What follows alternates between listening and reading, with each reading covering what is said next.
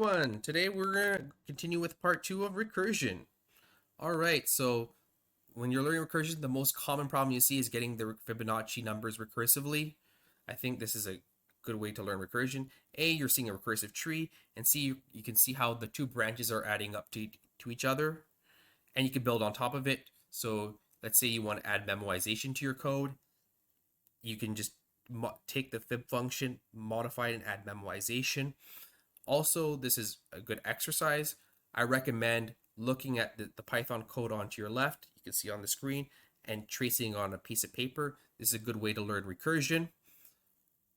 And yeah, and I have videos showing you how I broke down the Fibonacci sequence recursively with regular recursion and with memoization.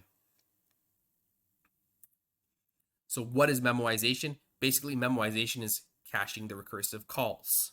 So you don't want to repeat the recursive calls, right, when you're doing regular recursion. So that way we just cache them using memoization. As you can see here in the Fibonacci recursive tree, you can see a lot of repetitive recursive calls. Fib4, Fib4, Fib3, Fib3. It's being called many times, and ones and zeros being repetitively called. Okay, and with memoization, you just do one recursive call and you cache it, so that way you don't have to repeat your recursive calls. As you can see, you can look at this hash table, 0 and 1, 2, 3, 4, 5. In the values, you can see that the Fibonacci sequence numbers have been stored.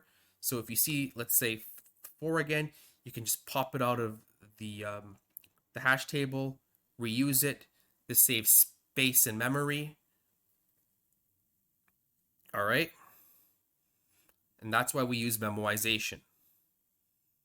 And you can see onto your left that I built on top of the fib function from the previous slide here, and I added memoization.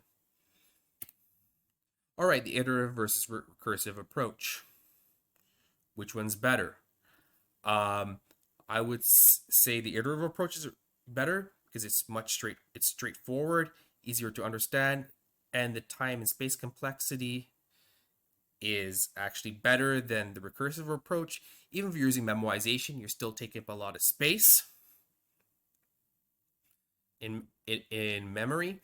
So, and also why the iterative approach is better, because it's easier to read. As the fib one is, you have to trace the recursion, and you have to trust it.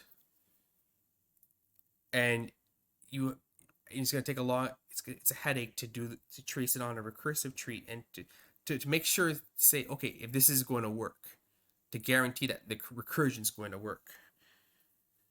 So yeah, some recursion can get messy. So when to use recursion? If the iterative approach is very complex, if you're using a lot of for loops and a lot of loops, I recommend that you take probably a recursive approach is better. Also, if the iterative approach time complexity is worse than the recursive approach, go with the recursive approach.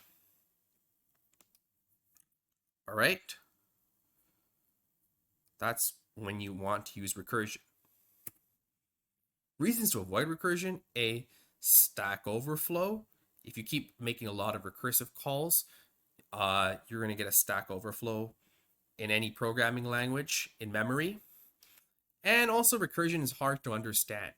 Even if this video is making recursion simple for you, it's still hard for me to understand for anybody. So yeah, there's a lot of trees and stuff like that in recursion. It's just too much, too complex. And I want to add a third one: time complexity. Usually the recursive solution has a worse time complexity than the iterative solution in most cases. Again, where is recursion commonly used? It's used in backtracking.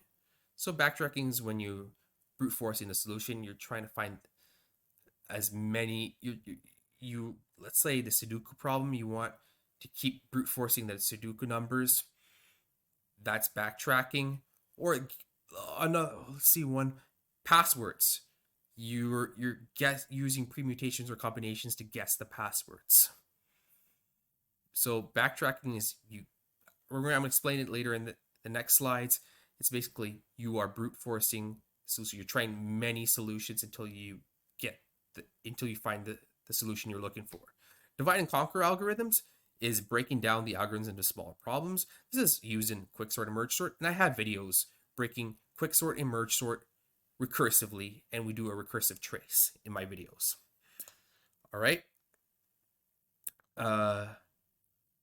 So to simplify, divide and conquer is you divide it into smaller problems. You keep small problems until you can't divide anymore, and then you merge it. You merge solution. Like, for example, this here is merge sort. You break it down to smaller problems, and then you merge. And recursion will be good for a divide and conquer algorithm because it's splitting it into like a tree. And if you did this with a loop, the code will be much more complex than if you were using recursion. And this is why you probably want to use a recursion in a divide and conquer algorithm. All right, backtracking.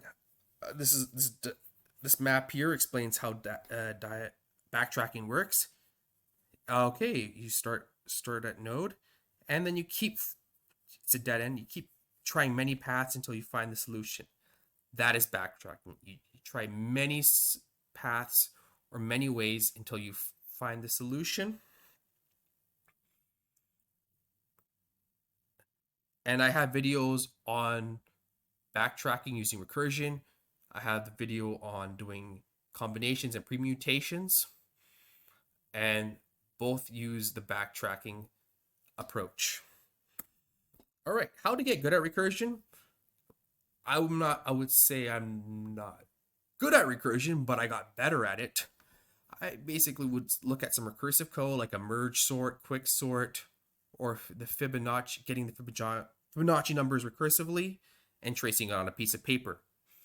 To get good at recursion, you must get good at recursion. If you get that, you're getting better at recursion.